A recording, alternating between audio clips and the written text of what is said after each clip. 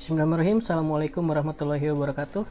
Selamat bertemu kembali dalam video anatomi tumbuhan, di mana dalam video kali ini kita akan melanjutkan pada bahasan jaringan tumbuhan selanjutnya, yaitu jaringan pelindung.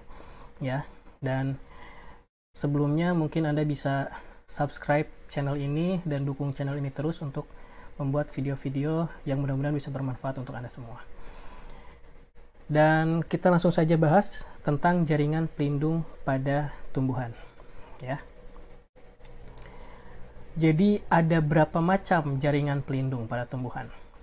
Nah, ini kita mengenal ada dua istilah sebetulnya ya dalam jaringan pelindung pada tumbuhan itu. Yang pertama ada jaringan epidermis, yang kedua ada jaringan periderm.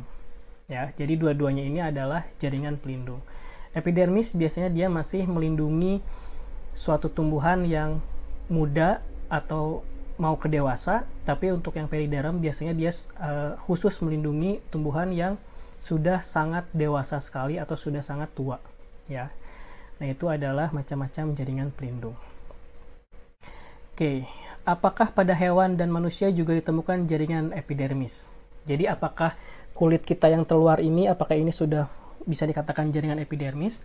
Dalam istilah bisa disebut seperti itu, tapi biasanya dalam dalam hewan dan manusia istilahnya bukan jaringan epidermis ya, tapi jaringan epitel. Biasanya istilahnya adalah jaringan epitel. Seperti itu. Kalau jaringan epidermis biasanya ini adalah suatu definisi atau terminologi yang biasa digunakan untuk tumbuhan. Dan apakah seluruh lapisan terluar pada semua organ tumbuhan selalu disebut sebagai epidermis? Nah, ini juga tidak ya. Apakah semua bagian terluar di semua organ yang ada di tumbuhan apakah disebut sebagai epidermis? Misalnya lapisan terluar buah, epidermis. Lapisan terluar bunga, epidermis. Lapisan jaringan terluar batang, akar, daun, apakah selalu disebut epidermis? Tentu tidak juga. Ya, tidak seperti itu. Biasanya kalau di akar, lapisan terluarnya ada istilah yang lain, meskipun sebetulnya itu epidermis, tapi ada istilah lain namanya rhizoderm. Ya. Kemudian di buah tidak selalu juga ada epidermis, tapi bisa juga dengan istilah-istilah yang lain. Tapi memang pada umumnya semua organ dalam tumbuhan memang jaringan terluarnya disebut sebagai epidermis. Hanya ada beberapa istilah-istilah penyebutan saja. Pada beberapa jaringan epidermis dilapisi suatu lapisan khusus yang disebut, nah pada umumnya kita bisa lihat misalnya di daun pada umumnya yang paling mudah, jaringan epidermis itu selalu dilapisi suatu lapisan kutikula ya. Lapisan kutikula ini tentu terdiri dari kutin dan juga lilin. Biasanya seperti itu.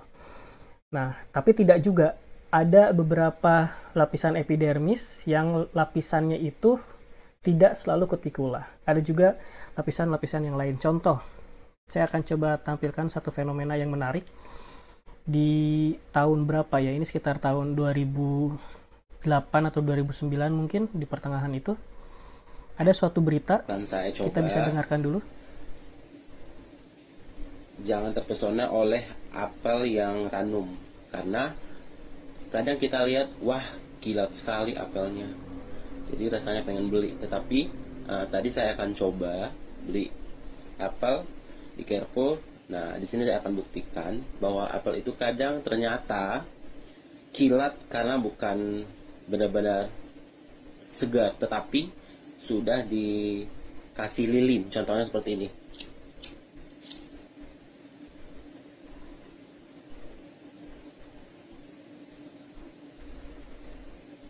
Nih. Nah, ini dia kan.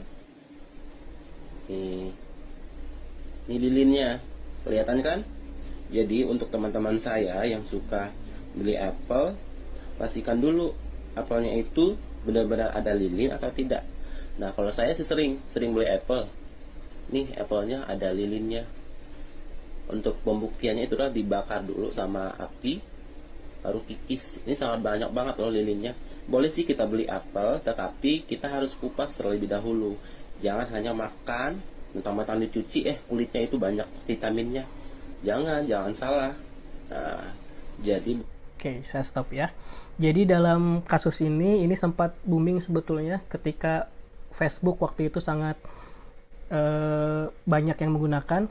Ini beredar di Facebook, kemudian beredar juga di YouTube, sampai ada di berita-berita nasional, di mana ada berita bahwa apel import itu katanya hati-hati bagi yang apelnya biasanya kulitnya mengkilat, itu karena dia dilapisi oleh lilin, ya, agar terlihat segar, agar terlihat bagus, katanya sengaja dilapisi lilin. Dan berita ini sempat booming, dan kemudian sempat juga beberapa pekan atau beberapa bulan apel import itu benar-benar di stop, tidak boleh masuk ke Indonesia, dengan alasan yang tadi sudah Anda lihat di video, ya. Jadi ternyata ada yang beranggapan yang tadi dikerok itu adalah bukti lilinnya banyak sekali dan seterusnya. Tapi mari kita biasakan untuk menggunakan literasi, ya, karena kita harus terbiasa literasi membaca, banyak baca-baca referensi-referensi yang ada di jurnal, artikel, buku, dan seterusnya. Apakah memang benar buah seperti ini yang mengkilat memiliki lapisan yang sengaja ditutupi oleh lilin, hanya sekedar untuk membuat terlihat lebih segar? Mari kita lihat bahasannya, ya. Nah, ini ada salah satu artikel di mana Anda bisa lihat di sini. Apel itu adalah buah yang memproduksi lilinnya sendiri, oven wax. Jadi sebetulnya memang itu adalah bisa dikatakan suatu molekul atau senyawa wax atau lilin, tapi ini ternyata dihasilkan sendiri oleh lilinnya. Loh, maksudnya seperti apa? Jadi banyak buah-buahan, ya, yang menghasilkan lilinnya sendiri seperti plums, pears, dan lain sebagainya. Lilin alami ini diproduksi oleh apel karena memiliki perannya yang cukup vital. Di antaranya adalah membantu apel menjaga kelembabannya, menjaga kehilangan kelembaban dan seterusnya. Dan juga meningkatkan kesegaran buahnya itu sendiri. Dan juga menurunkan degradasi yang terjadi secara alami di lingkungan sekitarnya yang biasa terjadi pada apel. Artinya apa? Artinya yang tadi dikerok yang diduga itu adalah apel, yang diduga itu adalah lilin pada apel, memang itu adalah lilin, betul, tapi bukan lilin yang sengaja diolesi oleh oknum penjual. Jadi sangat disayangkan, ya, kalau berita ini sampai tersebar, tapi kemudian juga sempat di stop perdagangan antara buah apel import masuk ke Indonesia, itu gara-gara kita kurang paham terkait lapisan yang menyelimuti jaringan epidermis. Karena ternyata apa? Anda lihat di sini, ya. Apel itu lilinnya mengandung ursolic acid. Jadi yang tadi dikerok itu adalah molekul atau lapisan lilin yang terdiri dari ursolic acid. Apa ursolic acid? Ursolic acid ini, Anda lihat di sini, sangat berpotensi untuk menghambat kanker sel. Sebetulnya kalau Anda makan apel yang sudah ada lilin yang tadi ursolic acid, Anda memakan apel itu, maka ursolic acid ini berpotensi untuk menghambat pertumbuhan sel kanker dalam tubuh kita. Yang oleh beberapa orang Indonesia yang tidak paham dengan hal ini, menganggap bahwa itu tidak boleh dikonsumsi karena dilapisi lilin. Lilinnya ya bukan ursolic acid, ya. Nah, jadi hal seperti ini kita harus terbiasa untuk membaca berbagai referensi. Itu aja mungkin, ya. Nah, jadi ternyata lapisan lilin itu, lapisan epidermis, lapisan epidermis itu tidak hanya selalu oleh kutikula, tapi juga oleh ursolic acid, ada juga mungkin lapisan-lapisan yang lainnya, ya tentunya tidak kutikula. Tapi memang pada umumnya yang paling familiar kita temukan adalah kutikula. Nah, bisa Anda lihat di sini, ini adalah organ daun, ya. Organ daun. Berdasarkan strukturnya, sebutkan ciri-ciri jaringan epidermis. Anda lihat di sini, ada epidermis atas, ya, epidermis bawah. Karena permukaan daun kan ada permukaan atas dan ada permukaan bawah, ya. Kalau dilihat dari strukturnya, jaringan epidermis ini tersusun sangat rapat. Ya, mengapa harus tersusun rapat? Karena fungsinya sebagai pelindung. Bisa dibayangkan suatu pelindung, dia punya celah yang harusnya dia melindungi, ya akhirnya banyak juga nanti zat-zat asing yang ternyata masih bisa masuk ke dalam tubuh tumbuhan kalau susunan selnya tidak rapat. Makanya ciri-ciri jaringan epidermis biasanya susunan selnya rapat. Nah, ini juga menjadi patokan ketika Anda menggambar jaringan epidermis, baik dalam sketsa tangan atau dengan aplikasi 3D Blender. perhatikan bahwa susunannya harus rapat, tidak boleh ada celah sama sekali. Karena kalau ada celah atau ruang antar sel, maka dia akan masuk ke dalam kriteria jaringan dasar yang parenkim, ya. Epidermis juga selnya masih hidup karena dia harus berdiferensiasi menjadi derivat-derivat yang lainnya. Harus berkembang menjadi stomata, jadi trikoma, dan seterusnya. Nanti akan kita bahas pada slide selanjutnya. Dan juga biasanya memiliki vakuola besar berpigmen.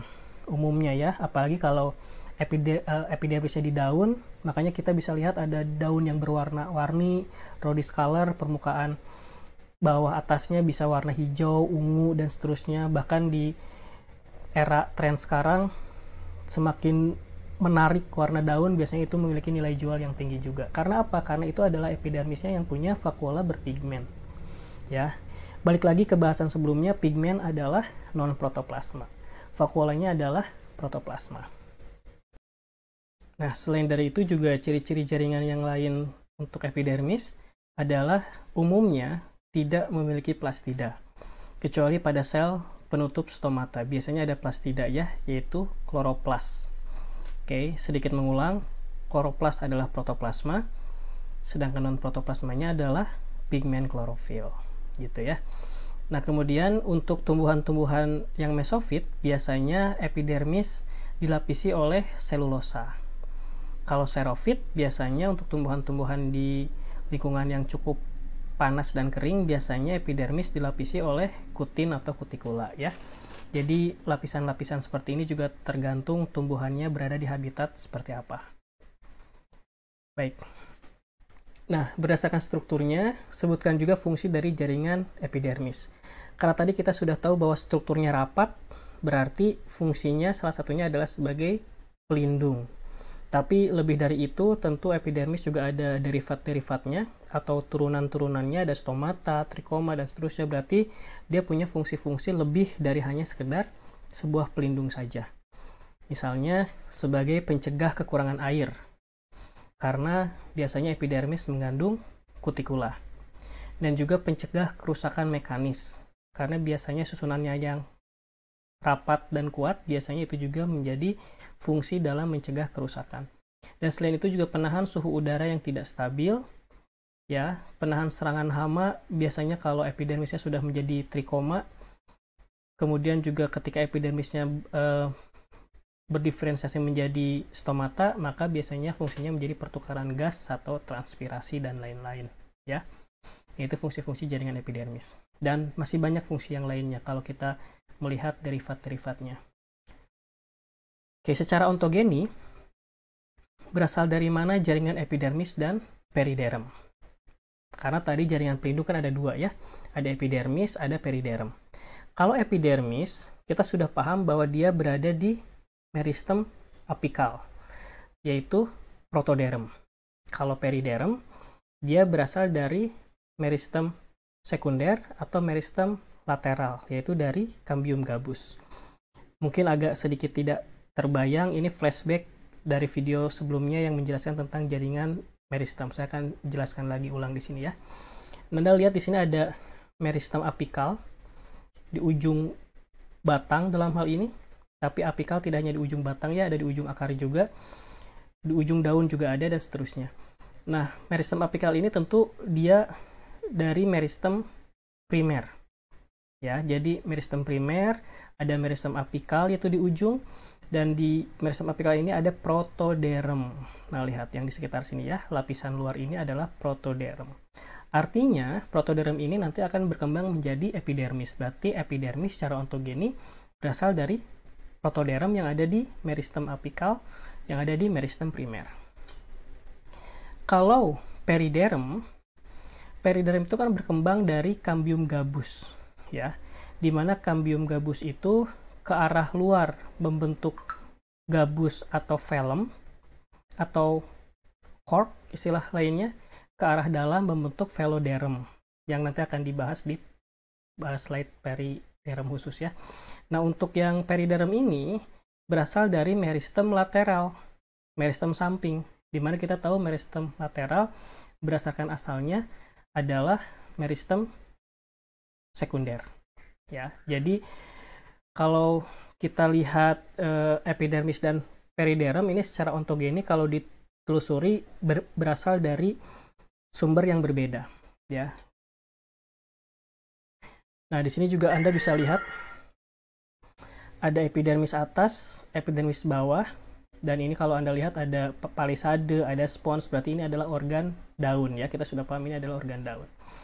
Anda lihat lagi ada istilah baru di sini, hipodermis. Nah, hipodermis di sini ada beberapa istilah-istilah yang berbeda dalam menjelaskan hipodermis. Nanti akan saya coba jelaskan, ya.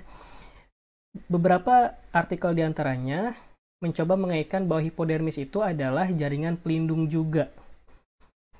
Jadi ketika Anda lihat hipodermis, sebetulnya ini adalah epidermis juga. Beberapa sumber mengatakan seperti itu. Jadi ketika ada epidermis yang berlapis, kadang disebut multiseriat epidermis, kadang juga disebut sebagai hipodermis. Sehingga ada beberapa referensi yang mengatakan hipodermis adalah epidermis juga, ya. Tapi ada lagi epidermis yang mengatakan hipodermis yang mengatakan bahwa ini hanya istilah untuk suatu jaringan yang ada di bawah epidermis. Jadi hipodermis ini bisa jaringan apapun sebetulnya selama berada di bawah epidermis. Epidermisnya kan ini, ya. Maka di bawah ini bisa disebut sebagai hipodermis. Karena hipo adalah bawah, dermis adalah dermal atau lapisan terluar. Jadi hipodermis ini ternyata tidak ada kaitannya dengan epidermis kalau dari sumber yang lain. Dan juga memang kebanyakan sumber menjelaskan bahwa secara ontogeni beda sebetulnya, ya. Epidermis berasal dari protoderm, dari meristem primer, sedangkan hipodermis ketika ditelusuri ontogeninya dia berasal dari meristem dasar. Ya, nah ini dua sumber yang berbeda. Jadi kalau saya pribadi lebih memilih kebanyakan artikel yang membahas bahwa hipodermis bukanlah epidermis. Karena dari ontogeninya pun adalah suatu sel yang berasal dari sumber yang berbeda. Gitu, ya. Nah, jadi apakah tepat jika hipodermis dikatakan sebagai derivat dari epidermis? Ya kalau derivat berarti secara ontogeni harusnya sumbernya masih sama, ya, dari protoderm, dari meristem apikal dan meristem primer. Tapi kan hipodermis ternyata banyak referensi yang mengatakan dia berasal dari meristem dasar. Sudah dua sumber yang berbeda. Sehingga saya lebih mengatakan bahwa bukan bagian dari derivat epidermis. Tapi saya juga setuju bagi Anda yang memilih hipodermis adalah bagian derivat dari epidermis, karena memang ada beberapa artikel yang mendukung ke arah sana. Ya. Epidermis juga tidak memiliki plastida, karena memang fungsi utamanya bukan sebagai pusat metabolisme. Kalau pusat metabolisme kan kita sudah kenal adanya di jaringan parenkim, atau di jaringan ini, ya, dasar. Sehingga memang tidak memiliki plastida, karena memang bukan tempatnya metabolisme. Tapi tetap juga masih punya protoplasma. Umumnya protoplasmanya adalah berupa vakuola. Begitu, ya. Oke. Kita lanjut. Derivat epidermis yang pertama. Derivat itu adalah turunan-turunannya atau hasil diferensiasi dari epidermis. Pertama kita kenal ada stoma atau stomata. Bedanya apa? Stoma itu satu. Kalau stomata jamak, ya.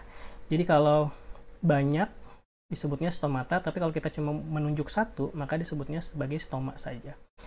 Dalam hal ini pun, dalam hal terminologi stoma, itu ada beberapa perbedaan. Yang pertama, ada yang mengatakan stoma itu adalah keseluruhannya, baik sel penutupnya, sel lubangnya, itu sudah disebut sebagai stoma. Tapi ada juga yang mengatakan stoma itu cuma celah. Ya, misalnya di Esau dan di Yayan biasanya menjelaskan bahwa stoma itu hanya celahnya saja, hanya lubangnya saja. Nah, Anda lihat di sini, ya. Stoma adalah celah pada epidermis yang dibatasi oleh dua sel epidermis yang khusus. Apa maksudnya dua sel epidermis yang khusus? Yaitu sel penjaga. Istilah lainnya sel penutup. Istilah lainnya guard cell, ya. Yaitu dua sel yang bentuknya khas berbeda dengan sel sekelilingnya yang membatasi celah seperti ruang antar sel. Nanti akan kita lihat lebih detail sel penjaga itu apa, ya. Selain itu juga ada sel tetangga.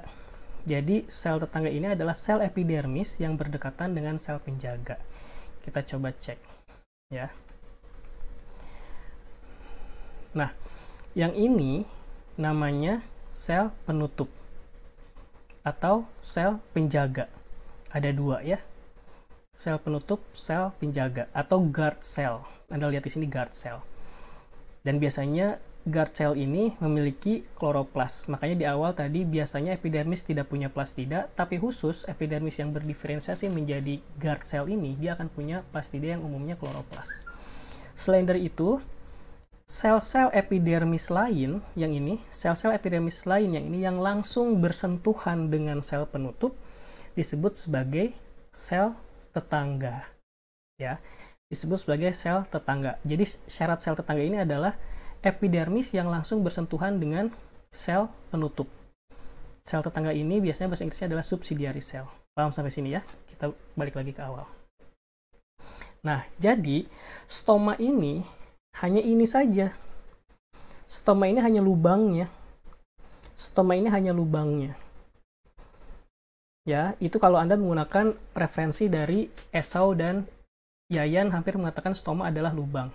Tapi Anda juga tidak perlu bingung ketika ada yang mengatakan stoma atau stomata itu sudah include lubangnya iya, sel penjaganya iya, ya, dan sel tetangganya juga iya. Itu tidak dipermasalahkan. Kita sudah tahu dua sudut pandang ini referensinya mau ke arah mana ya. Yang jelas kalau Anda mengatakan stoma hanya celah saja, ya it's okay. Kalau Anda mau mengatakan stoma itu sudah include dengan sel penjaga atau sel penutupnya, ya itu juga tidak apa-apa. Ya, kita harus paham saja beberapa referensi. Oke, kemudian stoma apakah hanya ditemukan pada daun saja? Ya, karena kita biasanya melihat stoma atau stomata itu di daun-daunan, tapi ternyata stoma bisa juga ditemukan di semua organ. Ya, kecuali buah, saya masih belum menemukan artikel buah yang memiliki stomata, tapi bagi Anda yang bisa menjelaskan hal ini, Anda boleh berbagi dan sharing informasi tentang hal itu ya. Dan akar juga punya stomata, tapi kalau akarnya yang hijau, kalau tidak hijau tidak punya stomata. Umumnya itu ya. Kalau di batang umumnya masih ada stomata. Di daun apalagi. Jelaskan fungsi dari stoma atau stomata. Dan jelaskan fungsi juga dari sel penjaga, istilah lainnya sel penutup atau guard cell. Dan juga apa fungsinya sel tetangga atau subsidiary cell. Ya, fungsinya apa ya? Kita lihat di sini. Nah, ini dulu aja deh. Nah, ini adalah stomata tampak atas. Ya. Kalau ini stomata tampak samping. Ini sudah gambar 3 dimensi yang sangat bagus sekali, yang tentunya Anda juga diharapkan bisa membuat model 3D Blendernya dengan bentuk yang hampir sama seperti ini, tapi tentu menyesuaikan dengan hasil pengamatan mikroskop. Ya, jadi kita coba bahas dulu satu-satu. Ini adalah sel epidermis, tapi karena dia bersentuhan langsung dengan sel penutup atau sel penjaga, maka disebut sebagai sel tetangga atau subsidiary cell.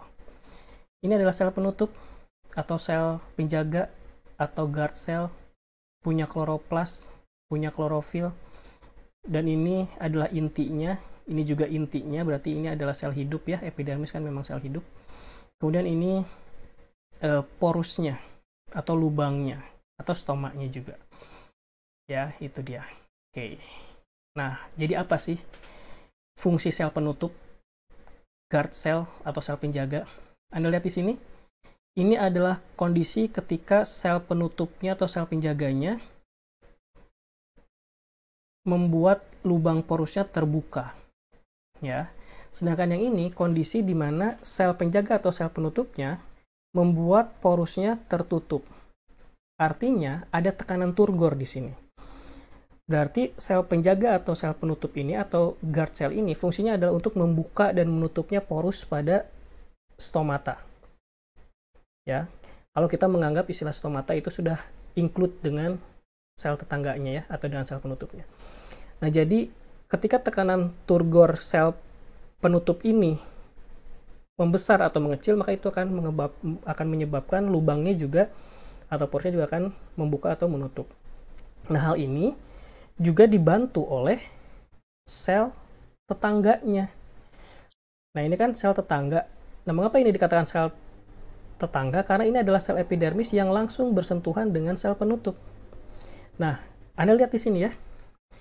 Sel tetangganya ini ketika kondisi porusnya menutup, sel tetangga ini juga akan mengatur tekanan turgornya. Oke. Tapi ketika porusnya membuka, bentuk sel tetangganya juga seperti ini. Jadi ternyata kalau kita lihat fungsi sel tetangga atau subsidiary sel berasosiasi atau berhubungan dengan sel penutup. Jadi sama-sama membantu sel penutup dalam mengatur tekanan turgor untuk bisa menyebabkan porusnya terbuka dan menutup. Ya. Tapi selain dari tekanan turgor juga ada beberapa tumbuhan yang membuka menutupnya porus ini disebabkan oleh gerak nasti juga. Ya, ada hidronasti, fotonasti, kemonasti, dan seterusnya. Tapi pada umumnya disebabkan oleh tekanan turgor. Nah, ini salah satu penampakan porus dan sel penutupnya dengan menggunakan SEM, Scanning Electron Microscope. Anda lihat di sini bahwa ini adalah sel tetangganya ya. Sel penutupnya, mohon maaf, ini sel penutupnya atau sel penjaganya atau guard cell-nya. Ini adalah porusnya. Ya. Ini dalam keadaan bisa dikatakan ini menutup ya. Kalau yang ini sel penutupnya, ini porusnya ini dalam keadaan membuka. Ya, seperti ini. Ini kalau penampakan dengan SEM. Nah, selain dari itu, penyebaran stomata ketika kita melihat di daun ya, kita lihat di daun kan daun ada permukaan atas, ada permukaan bawah. Itu juga berbeda-beda, tergantung jenis tumbuhannya dan lingkungannya ada di mana. Umumnya, kalau Anda lihat di sini, umumnya stomata itu akan lebih banyak distribusinya atau jumlahnya itu ada di epidermis bawah, ya, paling banyak di epidermis bawah. Tapi epidermis atas jumlahnya lebih sedikit biasanya, bahkan sampai ada yang 0. Ya, hal ini menyatakan bahwa untuk apel, epidermis atasnya tidak ada stomata, tapi epidermis bawahnya ada stomata. Artinya apel ini hidup di lingkungan yang xerofit.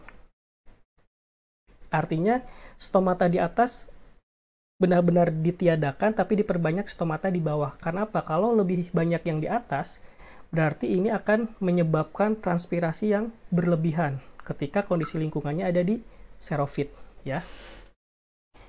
Oke, seperti itu.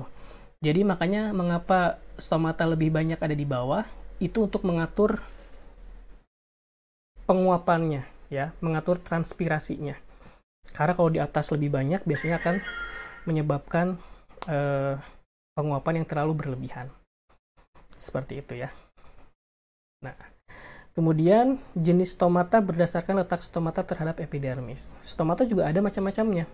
Kalau dilihat letaknya terkait epidermisnya. Contoh, Phanerophore. Phanerophore ini kalau sel penjaganya atau sel penutupnya, ini kan, ya, ini sel penutup ya. Ini sel penutup, tapi ini adalah porusnya nih. Yang lubang ini adalah porusnya. Ini adalah organ daun yang disayat secara melintang. Jadi terbalik dengan organ batang dan organ akar. Kalau organ batang dan organ akar biasanya disayat melintang tampak atas. Dan disayat membujur tampak samping. Ya. Tapi kalau organ daun disayat melintang itu tampak samping. Disayat paradermal baru dia tampak atas. Ya, disayat paradermal baru dia tampak atas. Di sini dia sedang disayat melintang. Artinya tampak samping. Anda lihat ini epidermisnya ya. Ini epidermis 1, 2, 3, 4 dan seterusnya. Di sini ada sel penutup. Di tengah-tengah ini tentu ada porus, lubang, ya. Dan ini adalah stomatal chamber. Stomatal chamber. Sebelum kita bahas ke Phanerophore, saya akan coba bahas dulu. Stomatal chamber ini fungsinya adalah untuk menampung udara sementara. Jadi udara atau gas yang masuk lewat porus ini akan ditampung dulu di sini, yang kemudian nanti akan tersebar ke jaringan-jaringan yang lain melalui ruang antar sel. Itu stomatal chamber ya. Jadi kadang cara paling mudah untuk menemukan stomatanya di mana, kalau Anda bingung. Kalau ini kan stomatanya udah sangat kelihatan ya, beda ya di sini. Tapi kalau ternyata sayatannya agak buruk, terlalu tebal, sampai stomatanya tidak terlihat, saya pribadi carinya stomatal chamber. Kalau stomatal chamber kan ruang sel yang sangat luas sekali. Nah, biasanya atasnya adalah stomata. Gitu. Umumnya stomata ya. Oke, nah sekali lagi, ini adalah sel penutupnya. Ini adalah sel penutupnya atau sel penjaga. Ini sejajar dengan epidermis. Kalau sejajar dengan epidermis, maka disebut sebagai panerofor. Ya, sejajar dengan epidermis disebut sebagai panerofor. Dan biasanya ini tumbuhannya kalau nggak hidrofit, biasanya mesofit. Ya. Oke, jangan lupa ini apa? Ini adalah sel epidermis yang langsung bersentuhan dengan sel penutup. Berarti namanya adalah sel tetangga atau subsidiary cell. Kalau ini baru sel epidermis biasa, ya. Oke, lanjut lagi. Kalau cryptophore, lihat ini epidermisnya, ini juga epidermisnya. Coba kita zoom. Ini kan stomatal chamber ya. Nah, biasanya di dekat stomatal chamber ini langsung atasnya adalah stomata. Stomatanya bukan yang ini. Stomatanya yang ini nih. Ya, stomatanya yang ini. Kalau yang ini namanya trikoma. Ini akan dibahas nanti. Ini adalah tonjolan epidermis. Ini namanya trikoma. Stomatanya ini.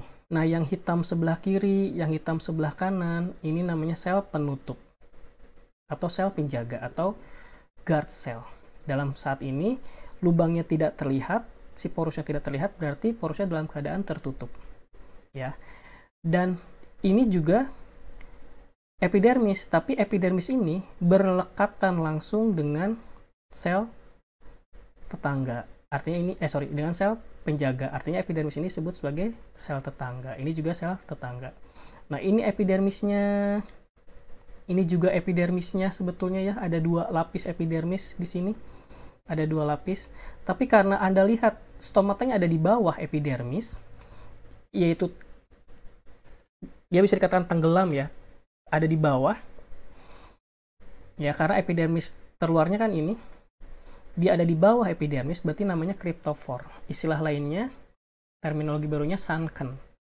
Nah, ini biasanya ada di tumbuhan xerophyte. Tumbuhan xerophyte kan tumbuhnya di lingkungan yang cenderung panas dan juga cenderung ini ya kering ya, berarti dia mencegah transpirasi yang berlebihan dengan cara meletakkan stoma di bawah epidermis agar terlindung langsung dari paparan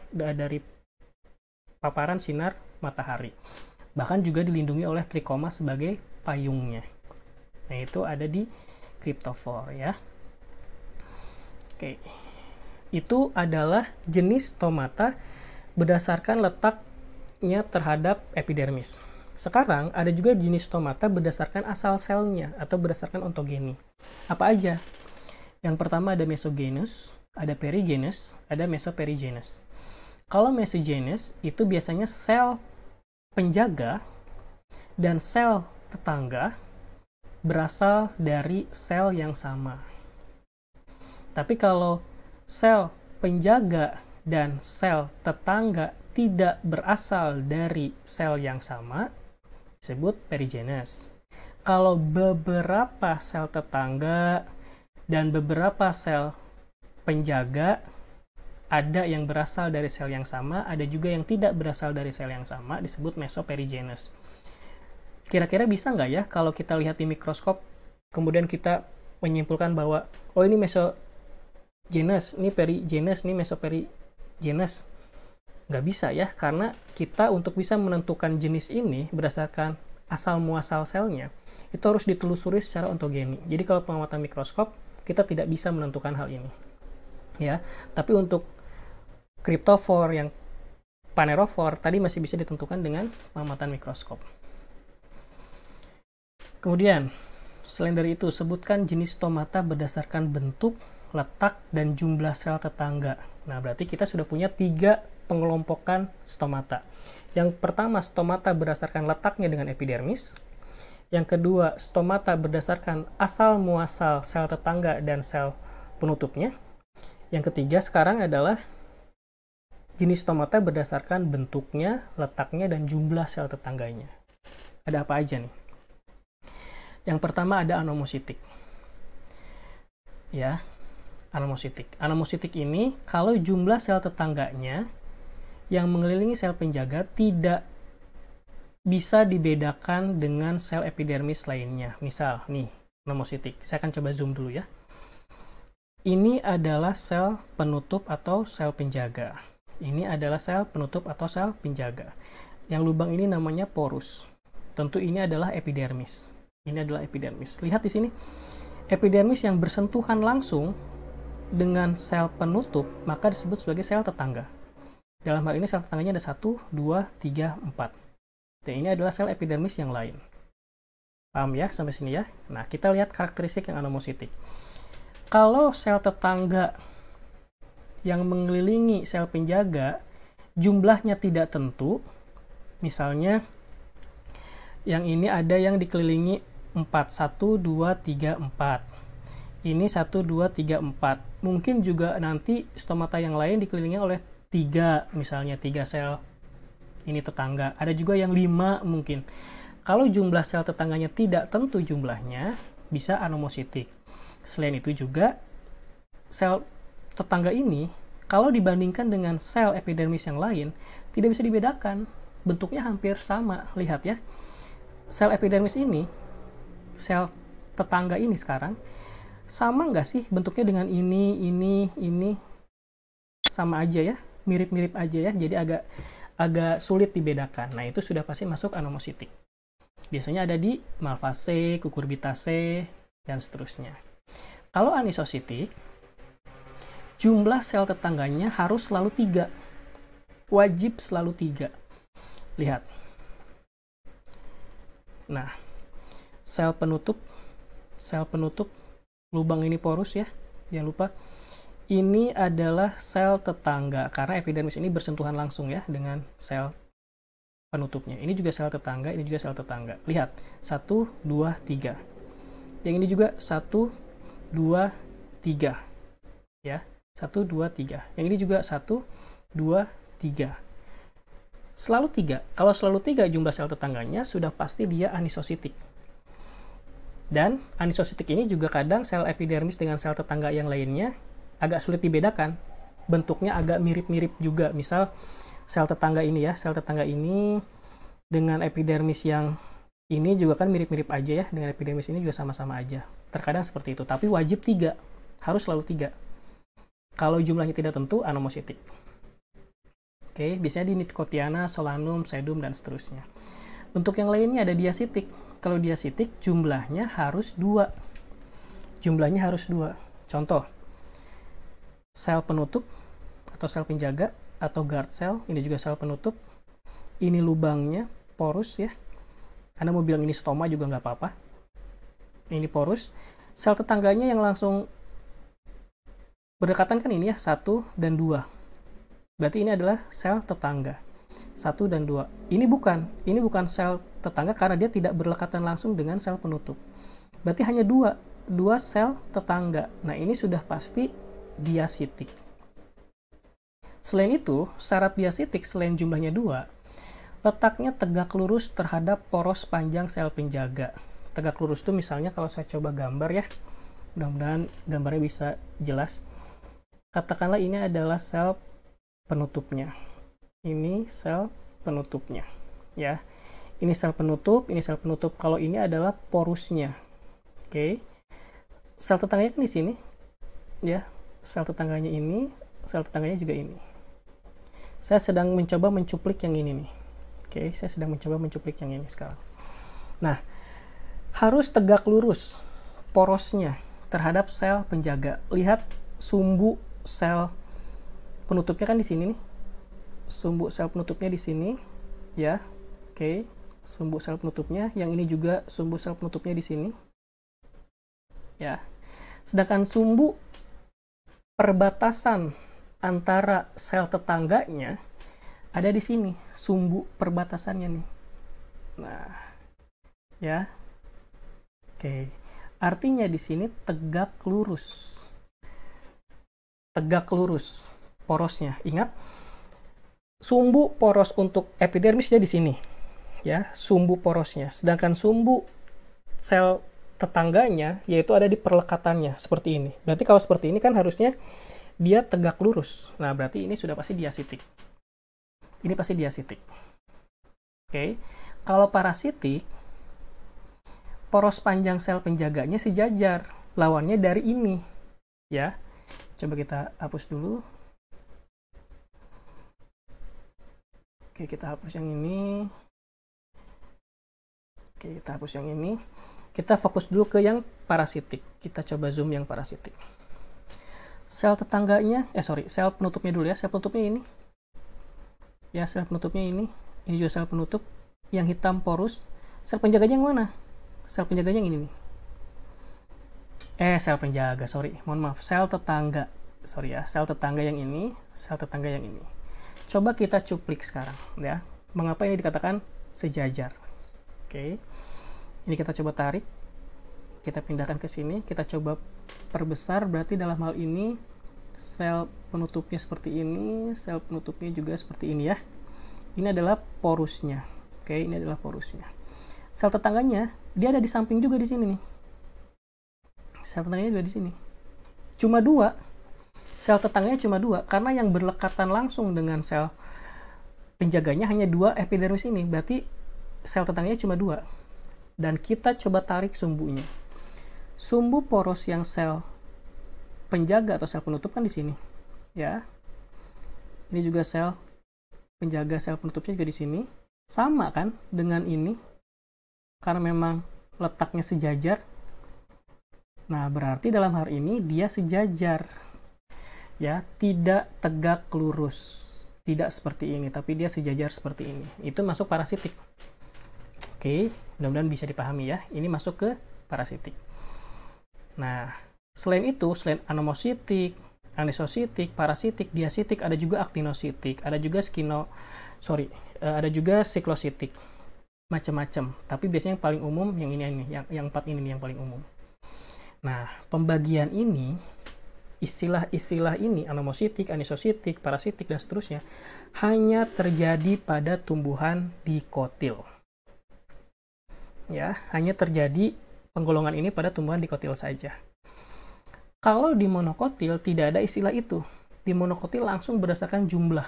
Pokoknya kalau sel penjaganya atau sel penutupnya dikelilingi oleh 4-6 sel tetangga, berarti ya udah jenis stomata tersebut adalah sel penjaga dikelilingi oleh 4-6 sel tetangga. Udah, nggak ada namanya.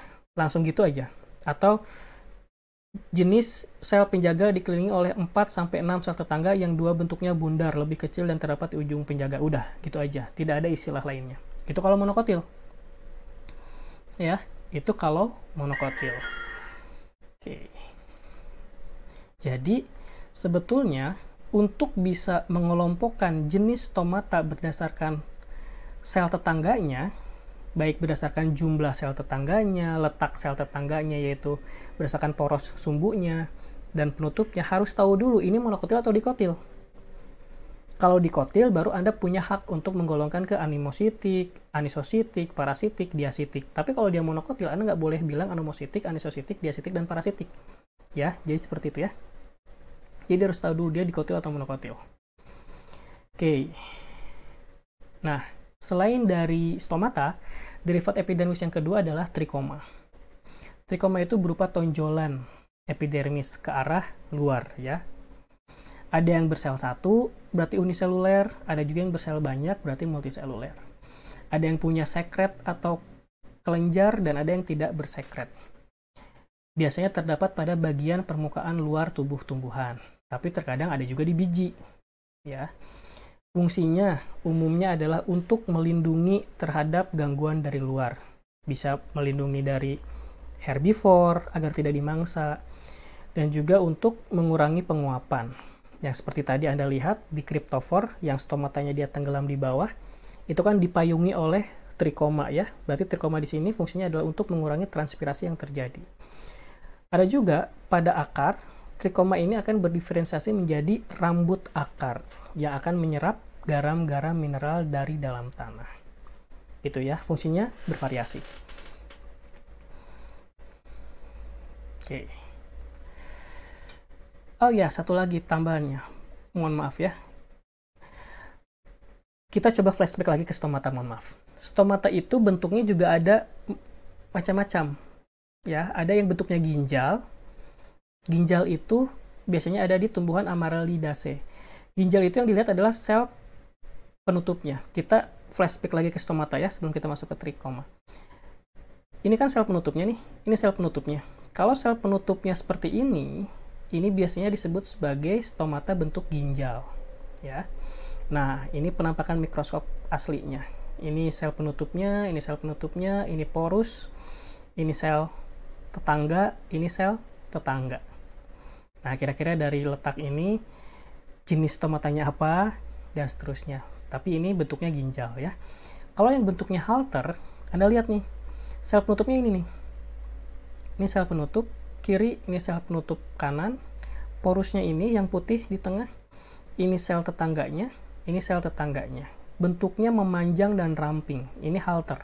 Kita lihat penampakan aslinya ya, memanjang dan ramping. Ini halter nih.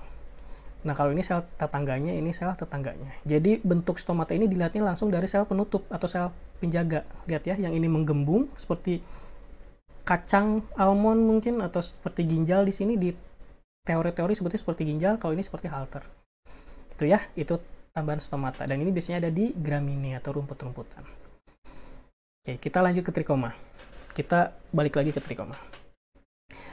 Ada macam-macam trikoma pada tumbuhan. Yang pertama, yang tidak punya sekret atau tidak punya glandular, dan ada juga yang punya sekret atau yang punya glandular. Ya. Kalau yang tidak berglandular atau yang tidak bersekret biasanya berupa rambut-rambut biasa saja, dan biasanya memang tidak menghasilkan sekret karena non-glandular. Tipenya ada trikoma bersel satu atau uniseluler, biasanya pada tumbuhan ini ya, Lauraceae, Moraceae dan seterusnya. Ada juga yang bentuknya rambut sisik yang memipih dan bersel banyak. Contohnya pada daun durian. Nah, biasanya kita kalau praktikum pakai daun durian. Ada juga yang rambut bercabang, bersel banyak, berarti dia multisel. Contohnya pada rambut di bawah daun waru. Atau seperti pada tempat lilin, ya, pada verbascum. Ada juga yang bentuknya rambut akar, berarti ini adanya di akar, ya, di permukaan akar. Nah, jadi ini adalah keempat trikoma tidak bersekret. Jadi ada yang uniselular, ada yang multiselular, ada yang bercabang, ada yang sisik, dan seterusnya. Kalau yang glandular yang bersekret, dia juga bentuknya kadang seperti rambut-rambut, tapi punya sekret. Karena dia glandular. Sekretnya bisa berupa garam, nektar. Kalau yang dihasilkan sekretnya nektar, berarti di sini untuk memancing serangga agar terjadi penyerbukan. Ada juga terpentin atau hasil metabolit sekunder lainnya. Gitu ya, macam-macam. Kita lihat langsung ke penampakan mikroskopnya. Nah, ini semua penampakan melintang, ya, tampak samping berarti. Multiselular trikoma, berarti trikoma bersel banyak. Lihat nih, ini adalah trikomanya ya. Trikoma ini punya kepala. Biasanya kalau punya kepala, umumnya hampir dia punya glandular, tapi belum tentu juga. Di sini selnya kenapa multiseluler? Lihat, sel 1, sel 2, sel 3 ya. Di sini kan ada sekat-sekatnya ya. Berarti ini selnya terdiri dari lebih dari satu sel. Apalagi yang ini. Ya. Sel 1, sel 2, sel 3, sel 4 dan seterusnya. Berarti ini adalah multiseluler. Nah, kalau ini kan tidak ada kepalanya, ujungnya runcing, biasanya ini non-glandular.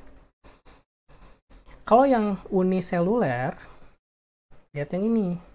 Nah, ini cuma satu sel aja nih, tidak ada sekat-sekatnya. Satu sel aja, berarti dia uniseluler. Ya, ini adalah epidermis. Ya, ini adalah epidermis, ini adalah stomata. Anda lihat ini, stomatanya apakah sejajar dengan epidermis atau tidak? Berarti berdasarkan letaknya ini jenis stomata apa? Silahkan dijawab sendiri ya. Kalau ini ada lagi ada lagi epidermis yang berupa tonjolan. Berarti ini adalah epidermis uniseluler karena satu sel ya, dan tidak berglandular. Oke, lanjut lagi. Ini trikoma bercabang. Trikoma bercabang ini yang sedang Anda lihat di foto ini adalah multisel. Karena lihat ini sel 1, sel 2, sel 3, sel 4 ya, punya sekat-sekatnya. Multisel. Tapi ada juga yang trikoma bercabang atau branched trikoma ini yang unisel. Tergantung jenisnya. Tapi dalam foto ini multisel. Ada lagi trikoma sisik. Ya, trikoma sisik. trikoma sisik ini disebut sebagai peltate, istilah biologinya. Ya, peltate atau trikoma sisik. Ini yang ini nih. Kalau masih menempel di daun, nah ini adalah permukaan bawah daun ya, ini permukaan bawah daun. Ini adalah sisiknya yang masih tertanam, yang masih nempel. Ya, sisik ini masih nempel. Nah, ini sisiknya. Sisik ini akan menaungi epidermisnya atau bahkan menaungi stomata. Jadi fungsinya di sini adalah untuk melindungi, ya, untuk menaungi transpirasi dan seterusnya. Dan kalau dibentangkan, dia akan seperti sisik. Dan ini tentu selnya banyak sekali. Ini sel 1, sel 2, sel 3, sel 4, sel 5, sel 6, dan seterusnya. Berarti ini adalah multisel. Nah, ini kita bisa temukan di daun durian. Jadi daun durian ini permukaan bawahnya biasanya ya, kalau tidak salah permukaan bawahnya itu bisa dikerok pakai silet, dikerok, nanti akan ada serbuk-serbuk yang jatuh dan langsung ditempelkan di cover glass dengan regen aqueous saja. Ya, nanti serbuk-serbuk ini akan bisa melihat trikoma sisik. Selain itu juga Anda bisa lihat trikoma bintang di daun durian juga sama. Trikoma bintang ini istilah lainnya stellate. Ya, ini juga multisel. Selnya banyak. Sel 1 ya, sel 2. Oke, ini sel 2, ini sel 3 ya, ini sel 3, ini sel 4. Ini pusat selnya, pusat trikomanya. Ini juga sama untuk menaungi ya. Nah, kalau di daun kentang biasanya trikomanya berglandular. Nah, dia mengeluarkan sekret ya. Bisa saja untuk mengusir herbivore agar daun ini tidak dimangsa dan lain sebagainya. Itu tergantung sekretnya mengandung apa. Trikoma glandular di alfalfa seperti ini. Ini multisel berarti ya, sel 1, sel 2, sel 3, sel 4 dan seterusnya. Berglandular di sini. Ada juga yang bentuknya seperti papila di daun colocasia. Nah, ini ya, si papila ini seperti ini. Tonjolan kecil-kecil. Papila ini seperti ini. Papila ini biasanya berglandular, tapi kalau yang non glandular namanya biasanya papula. Jadi ada istilah lain sebetulnya. Ini macam-macam ya. Saya perlihatkan bentuk-bentuknya aja. Nah, kalau Anda lihat Venus flytrap yang biasanya daunnya bisa menutup ketika ada serangga yang masuk ya. Kalau Anda lihat di game Plants vs Zombie, Anda akan melihat Venus flytrap. Tapi Venus flytrapnya tidak menembakkan ini ya senjata ya. Kalau di game Plants vs Zombie kan dia menembakkan senjata. Tapi kalau aslinya dia hanya menutup untuk menangkap serangganya. Nah, serangga ini mengapa kok bisa maunya dia hinggap di daun Venus flytrap? Karena di situ ada glandular trikoma. Nah, ini nih. Trikoma berglandular, bersekret. Sekretnya menghasilkan nektar atau bisa menghasilkan suatu senyawa yang menarik dan memancing serangga untuk hinggap di situ. Dan tanpa disadari, pelan-pelan daunnya akan tertutup dan akhirnya akan terperangkap. Ya, dan kemudian glandular trikoma ini juga bisa mencerna dari serangga itu sendiri dengan mengeluarkan sekret lanjutannya, yaitu sekret-sekret pencernaannya ya. Nah, jadi berdasarkan struktur berbagai jenis trikoma, tadi banyak sekali trikoma dengan bentuknya, fungsinya apa? Banyak ya, banyak sekali. Kita sudah bahas tadi satu persatu fungsinya apa saja. Trikoma pembentuk rambut akar, kalau di akar ada tonjolan trikoma, biasanya dia akan berdiferensiasi menjadi rambut akar. Dan asalnya pasti dari trikoblas. Trikoblas itu apa? Trikoblas adalah sel epidermis biasa yang dia berpotensi dan punya hak untuk membentuk rambut akar. Jadi sel epidermis yang berdiferensiasi menjadi rambut akar itu namanya trikoblas. Fungsinya apa? Rambut akar ya tentunya untuk menambah kemampuan absorpsi, penyerapan nutrisi, mineral, dan lain sebagainya yang ada di dalam tanah. Ya, kalau emergensia, itu juga berupa tonjolan trikoma ya. Bedanya dengan trikoma biasa, kalau emergensia itu dilepas, dipotek, itu biasanya tumbuhannya akan mengeluarkan ini luka ya, mengeluarkan getah biasanya, yang artinya di situ terluka. Kalau trikoma biasa dicabut itu biasanya tidak membuat luka atau tidak mengeluarkan getah. Ini istilahnya juga ada di tumbuhan-tumbuhan yang ada istilah duri semu. Duri semu ini kalau durinya dipotek, dia tidak akan mengeluarkan getah, tapi ada juga duri sejati yang kalau dipotek, dia akan menyebabkan luka. Gitu ya. Oke, lanjut lagi. Derivat epidermis yang ketiga apa? Litosit dan sistolit. Nah, ini saya akan menyajikan satu konsep yang berbeda, yang mudah-mudahan Anda tidak pusing dengan penjelasan saya sebelumnya di protoplasma non-protoplasma. Di mana litosit dan sistolit di sini adalah derivat epidermis. Anda masih ingat ya? Sistolit kalau di protoplasma non-protoplasma, sistolit adalah isinya. Kalau litosit adalah selnya. Ya, tapi ternyata di konsep epidermis ini dua hal yang berbeda. Jadi dalam bahasan protoplasma, sistolit adalah zat ergastik padat yang bentuknya seperti sarang lebah. Isinya, ya. Tapi dalam bahasan epidermis, sistolit adalah penebalan dinding sel epidermis yang menebal ke arah dalam. Biasanya kan yang namanya dinding sel menebalnya kan keluar ya. Menebal dindingnya keluar, tapi epidermis ini penebalannya malah ke arah dalam, ke arah isi selnya atau ke lumen selnya, yang akhirnya menyebabkan suatu padatan khusus yang disebut sebagai sistolit. Dan litosit adalah sel epidermis yang membesar. Jadi dalam bahasan epidermis Anda nggak usah bingung karena memang banyak referensi yang kita perlu banyak baca. Di epidermis itu sistolit ini adalah penebalan epidermisnya ke arah dalam. Epidermisnya yang mana? Ya litosit ini. Litosit ini adalah sel epidermisnya, sistolit adalah penebalan epidermisnya ke arah lumen. Ini salah satu derivat epidermis. Ya. Nah, ini juga sama. Litosit, sistolit ya, sistolit isinya, litosit dan seterusnya. Jadi sebetulnya kalau Anda bingung konsep sistolit dan litosit dari teori protoplasma non-protoplasma dan juga konsep sistolit litosit dari teori atau tentang sudut pandang jaringan pelindung, sebetulnya kalau ditarik benang merahnya, kita akan menemukan titik temu dari kedua konsep sistolit dan litosit. Misal, kalau misalnya sistolit di dalam sudut pandang jaringan pelindung adalah sebuah penebalan dinding sel epidermis yang menebal ke arah dalam lumen sel, berarti di sini konteksnya adalah tentang penebalan dinding sel epidermis. Ya, jadi kata kuncinya adalah penebalan dinding. Sistolit itu ya.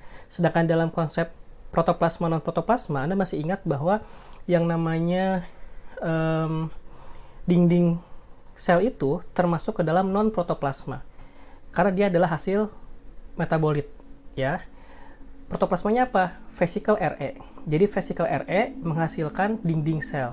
Nah, berarti dinding sel adalah non-protoplasma. Non-protoplasma hanya ada dua, zat ergastik padat atau zat ergastik cair. Berarti dinding sel masuk ke dalam zat ergastik padat. Jadi masih sama aja ya. Di sini juga penebalan dinding sel epidermis, di non-protoplasma juga dinding sel adalah bagian dari non-protoplasma yang zat ergastik padat. Jadi sebetulnya konsepnya tetap bertemu juga ya, meskipun beda definisi dari terminologi ya. Oke. Kemudian, selain ada istilah litosit dan sistolit, saya mau menambahkan lagi satu terminologi, ada yang istilah sel idioblas. Sel idioblas itu adalah sel yang terdapat dalam satu jaringan, tapi dia bentuk dan isinya beda sendiri daripada sel-sel yang ada di sekitarnya. Misal, kita lihat lagi foto yang tadi ya. Ini adalah sel-sel yang ada di sebelah kanan, ini adalah sel-sel yang ada di sebelah kiri. Sedangkan ini, selnya beda sendiri, bentuknya beda sendiri, isinya beda sendiri, maka dia disebut sebagai sel idioblas. Ini juga kita lihat sel-sel atau jaringan di sebelah kiri seperti ini semua ya, yang kanan juga seperti ini semua seragam, tapi tiba-tiba ada sel yang beda sendiri bentuknya, isinya beda sendiri, maka itu disebut sebagai sel idioblas. Gitu ya, ini hanya tambahan terminologi saja. Oke, tadi sudah 3 derivat epidermis. Sekarang kita masuk derivat epidermis yang keempat, yaitu buliform. Buliform ini juga istilah lainnya adalah sel kipas. Ya, mengapa sel kipas? Karena dia bisa menutup dan membuka, seperti layaknya sebuah kipas. Apa maksud menutup dan membuka? Nanti kita akan bahas di sini ya. Ciri-cirinya biasanya terbentuk pada kedua permukaan daun. Bisa di permukaan atas ada sel buliform, bisa juga di permukaan daun bawah ada sel buliform. Tapi umumnya saya biasa melihat di dalam mikroskop, sel buliform ini biasanya ada di permukaan atas daun, umumnya ya. Umumnya ada di permukaan atas daun. Kemudian di dalamnya tidak berisi benda-benda zat ergastik, karena dia harus bisa punya kemampuan mengecil dan membesar, makanya tidak ada zat ergastik, karena kalau ada zat ergastik, maka kemampuan sel untuk mengecil dan membesarnya nanti akan terhalang oleh adanya kristal di dalam ya. Jadi tidak ada zat-zat ergastik. Kemudian hanya ada cairan sel saja ya, berarti di sini sitosol, dan terkadang mengandung juga sedikit klorofil, bahkan kebanyakan tidak ada klorofil karena memang fungsinya bukan untuk metabolisme. Dinding radial tipis, kemudian dinding sel terdiri dari selulosa dan pektin. Ya, jadi dinding selnya terdiri dari selulosa dan pektin. Berarti kalau punya pektin terkadang dia bentuknya elastis, berarti ya. Kita masih ingat konsepnya kolenkim, pektin itu cenderung kemampuan morfologinya adalah dia elastis, mengikuti. Ya, dia bisa mengikuti. Kemudian fungsinya, nah ini fungsi utamanya adalah untuk membuka dan membebaskan daun-daun yang menggulung karena selnya tumbuh lebih cepat dan lebih besar daripada sel epidermis yang lain. Jadi si buliform ini ya, Anda kalau lihat ini nih, nah ini adalah buliform. Ini adalah buliform. Jadi buliform ini adalah sel yang bentuknya dia besar dan berbeda dengan epidermis yang lainnya, di mana ketika tekanan turgornya mengecil, maka daun muda biasanya dia akan menggulung atau menutup ya. Jadi biasanya Anda kalau lihat daun-daun muda itu suka menggulung, nah itu karena kemampuan dari sel buliform.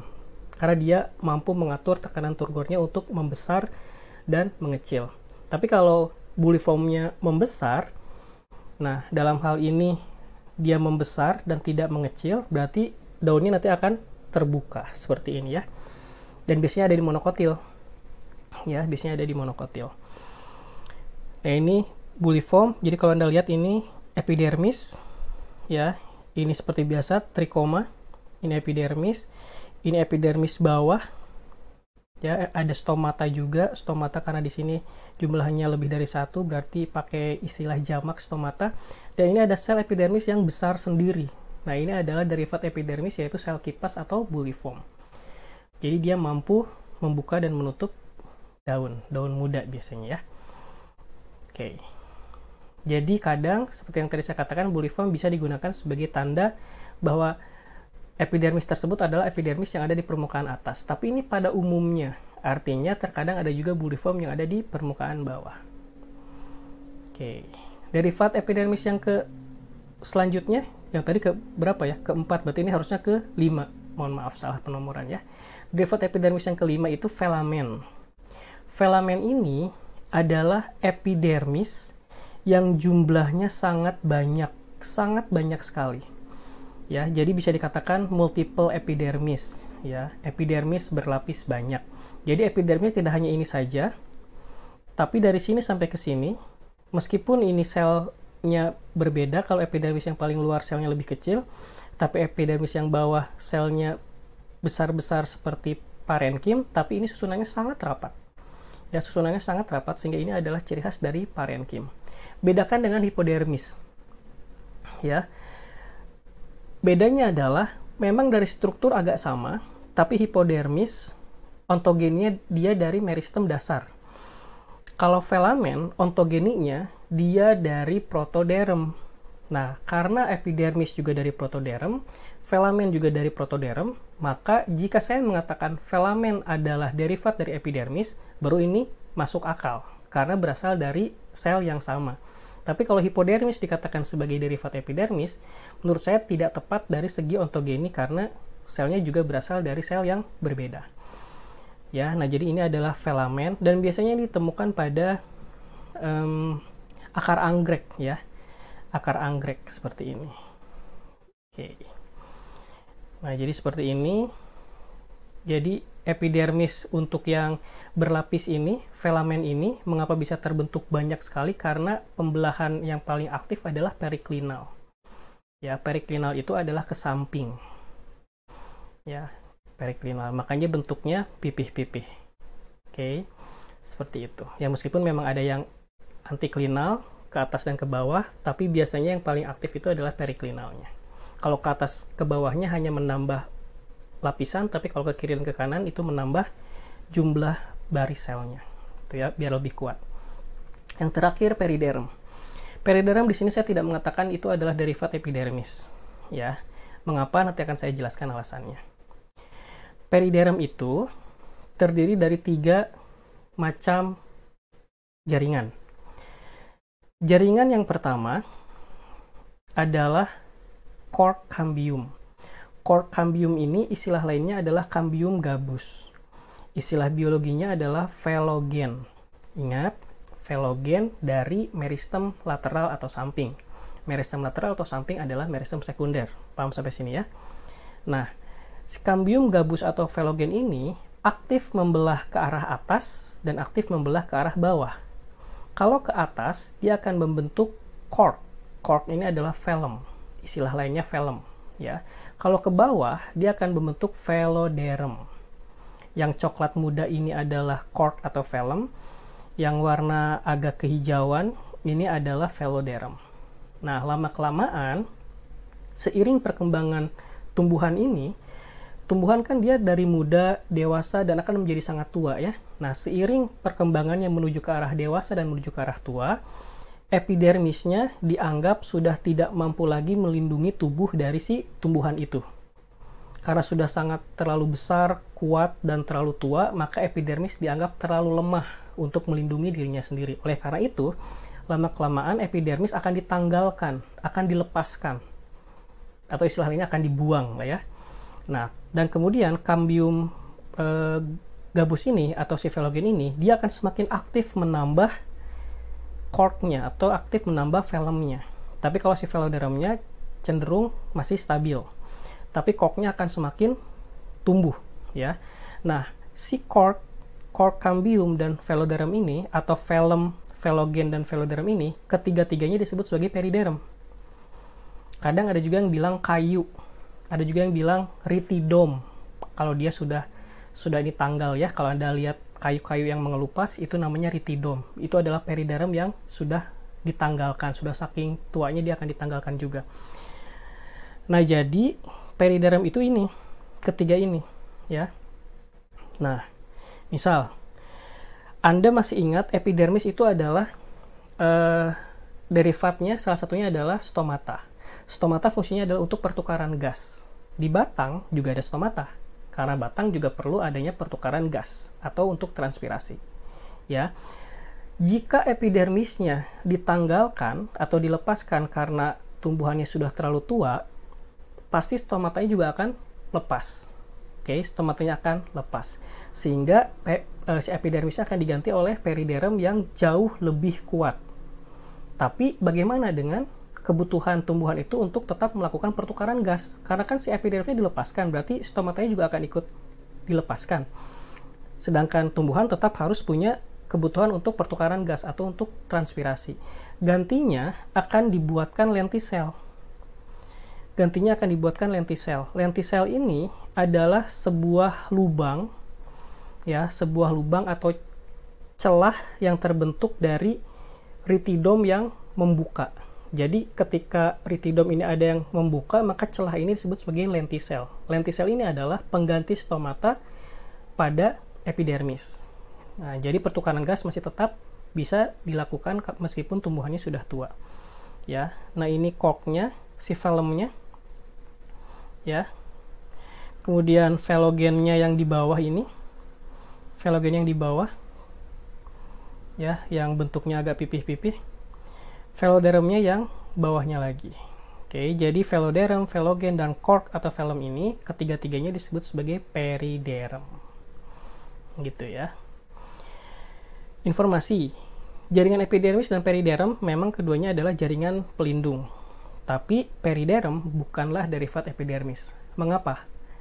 Oke, kita pakai logika ontogeni lagi, asal muasal sel. Epidermis berasal dari meristem apikal, ya.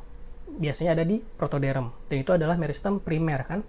Tapi si periderm dia berasal dari velogen cambium gabus yang berasal dari meristem samping atau lateral, di mana itu adalah meristem sekunder.